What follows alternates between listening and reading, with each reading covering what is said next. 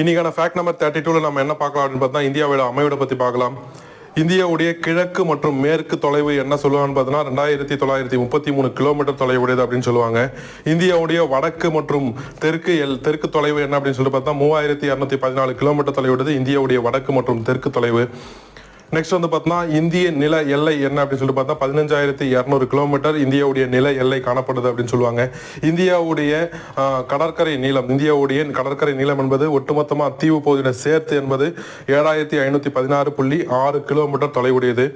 இந்திய ஒட்டுமொத்த தீவு கூட்டங்களை சேர்க்காம இதோட டிஸ்டன்ஸ் என்ன அப்படின்னு சொல்லிட்டு பார்க்கும்போது 6100 கிலோமீட்டர். ஃபர்ஸ்ட் 7500 என்பது தீவு கூட்டங்களையும் சேர்த்து, அதாவது அந்தமான் நிக்கோபார் தீவு மற்றும் லட்சத்தீவுகளையும் சேர்த்து 7516.6 கிலோமீட்டர் தொலைவில் இருக்கும். இதெல்லாம் நீக்கிட்டு பிறகு இந்திய நிலப்பகுதியில் இருக்கக்கூடிய ஒட்டுமொத்த இந்தியன் அந்த கண்ட்ரியில் இருக்கக்கூடிய எங்கிருந்து குஜராத்ல இருந்து இந்த பக்கம் வந்து பார்த்தீங்கன்னா பங்களாதேஷ் வரைக்கும் வந்தீங்கன்னா அதோடைய டிஸ்டன்ஸ் தான் வந்து